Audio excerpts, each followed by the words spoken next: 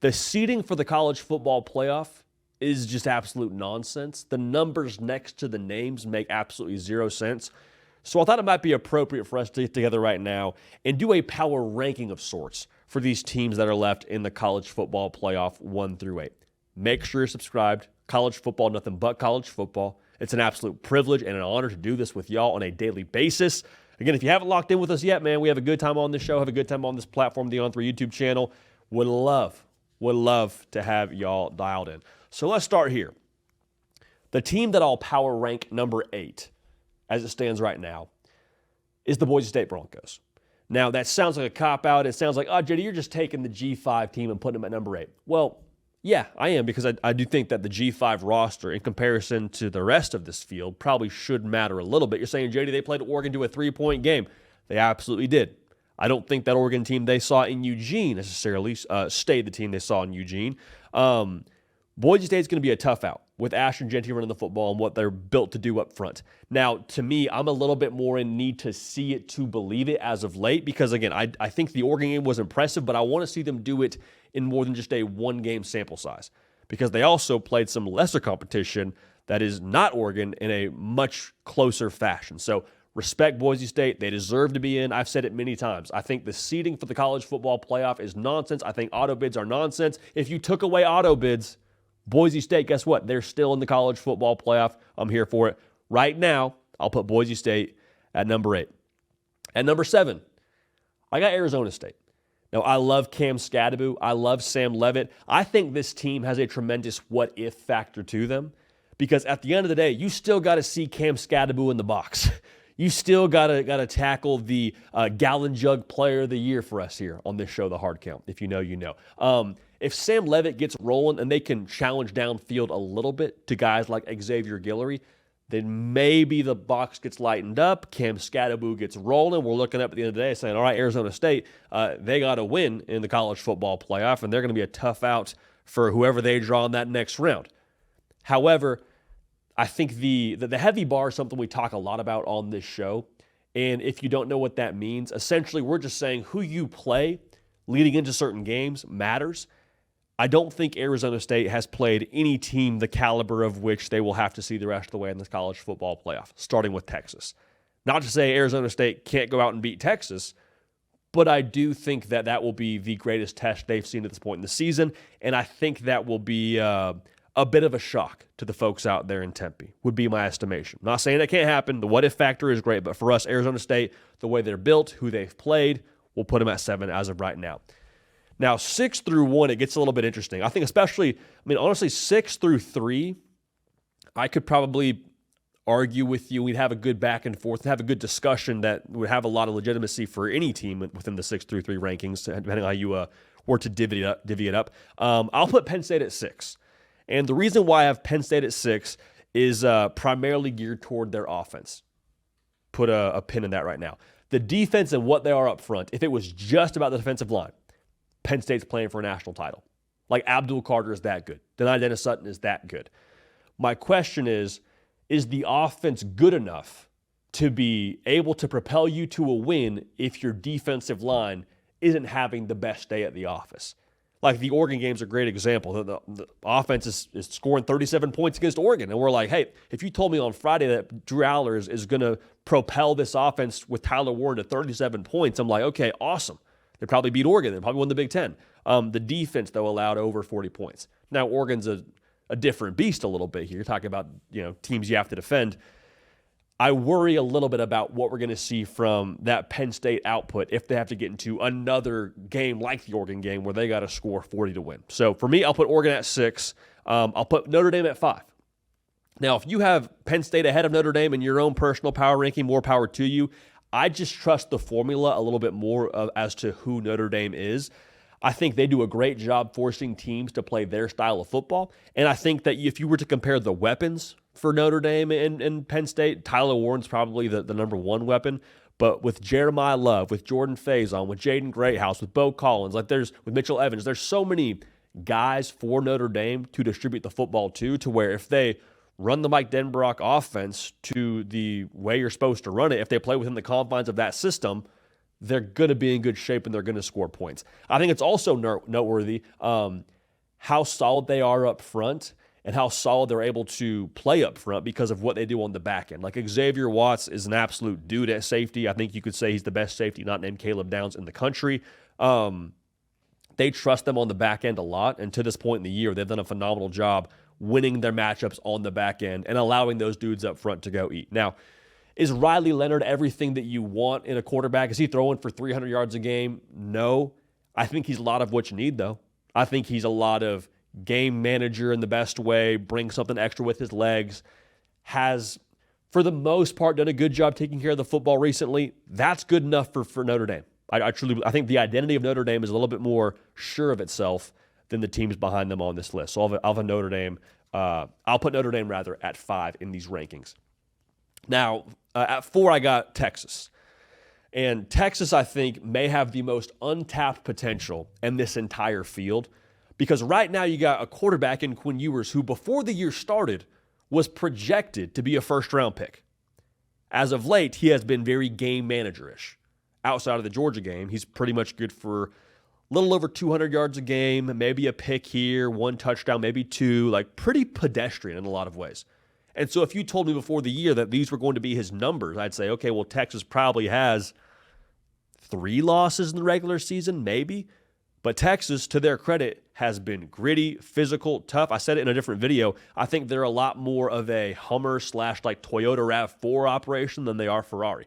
We thought they'd be Ferrari, throw the ball around the yard. They're flashy. They got this quarterback who's going to be, a postseason dude with a ton of accolades before the year starts and all these things. But like, they haven't been that. And they still finished second in the SEC. They still beat an ACC champion Clemson. And they still, even with injuries at the running back position and the offensive line, ran for darn near 300 yards. So like, the potential of what they could be if Quinn Ewers put it all together with those weapons they have, from a Gunnar Helm to a Matthew Golden, I like what Texas can be a lot. Now, are they going to evolve into that in the winning time of the college football playoff? We'll see, but I'll put Texas at 4. College football sickos, make sure you are subscribed right here to the On3 YouTube channel. On this show, The Hard Count, it's college football, nothing but college football all year round. Now, this show is brought to you by our friends over at PrizePicks. Daily fantasy, easy to use, easy to play, easy to withdraw what you win. Follow us here. Use code HARDCOUNT at prizepicks.com. We're going to do our very best to make us all some money. Now, even if we don't, when you play with code HARDCOUNT at prizepicks.com, make yourself $50 in promo funds to then go ball out the rest of this playoff. So again, code HARDCOUNT, $5 in lineups, gets you $50 in promo funds at prizepicks.com. We appreciate y'all subscribing. We appreciate y'all using that code with our friends PrizePicks. Now, the reason why I don't have Texas higher, and you could make an argument for them to be higher, is I think they're blocked, for my money at least, by Georgia at 3. Now, Georgia's at 3 for me because of the fact that it's still a roster that is chock full of 5 stars with a head coach that has a national championship, that has 2 national championships, I should say, to his name. You say, well, JD, yeah, that was Georgia, but Gunnar Stockton playing quarterback right now should change the complexion of how we view them a little bit, right? Well, yes and no. Yes, in the sense that Georgia will look different with Gunnar Stockton at quarterback. I would remind you, though, that Georgia didn't just hold the lead against Texas. They weren't up in that game when Gunnar Stockton came in. They were behind, subbed in their backup quarterback. Gunnar Stockton led that team to a victory in overtime in Atlanta over Texas. So, are they going to be a team that's throwing it all over the yard? Probably not. I think similar to what we said about Notre Dame, it's more need versus want right now. I think it is more need to run the football, need to be able to stay on schedule, need to have an extra answer in the run game, need to play good defense. Would you like to have this awesome vertical passing attack from Gunnar Stockton? Sure, it'd be great. But I think what you need is physical, smash mouth, Kirby Smart defensive football. It's still Georgia off 24 days of rest. I still think that has to matter. So for me, I have them at number 3 in our power rankings with these teams left in the college football playoff. Now, there's only 2 teams left here, and the team at number 1 beat the team at number 2, so we'll talk about them in a second. But the team at number 2 is Ohio State.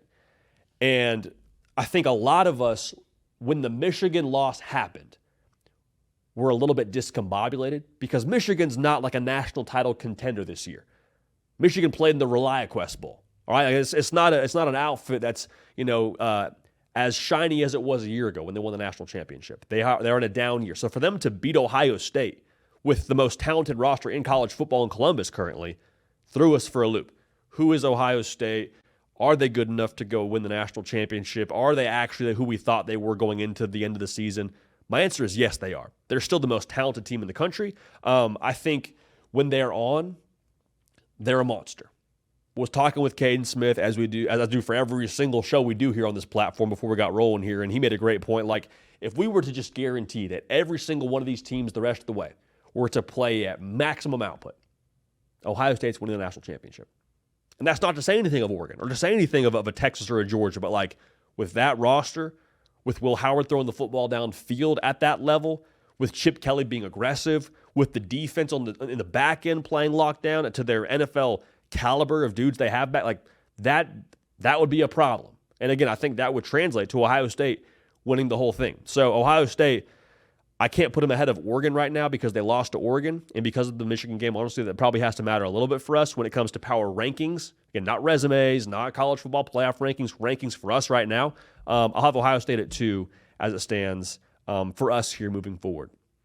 Now, the team they're going to play here in the Rose Bowl, who we have at number 1, the Oregon Ducks. Like, it's just very difficult, I think, from a watching them play football perspective or from a logical perspective to put Oregon anywhere besides number 1. They haven't lost a game. They don't really have a glaring weakness.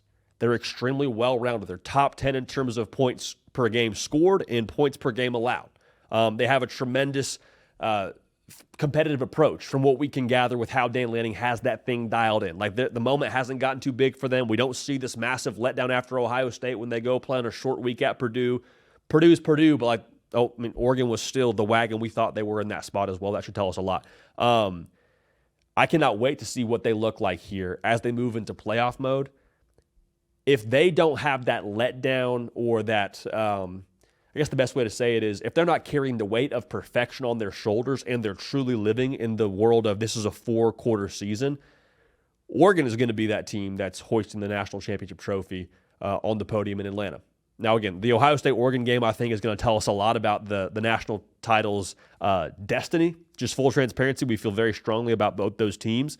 Picked Oregon before this tournament started for them to be the national champs, so we're not backing off that right now. But for me, Oregon is still the best team in America. Whether you want to trust the college football playoffs rankings, you want to trust the seedings. For us, on the hard count power rankings, Oregon is number 1 as we sit here going into this field of 8. So to recap it for you, Boise State, I got them at 8. I want to see more. I'm encouraged by the Oregon game. If they snap, they snap, and we'll have a talk about that if they beat Penn State. But for me right now, Boise State at 8. Arizona State at 7. Tremendous what-if factor with them, but still have them at 7. I'm very curious to see if they can step under that heavy bar in a game against Texas and meet the requirements.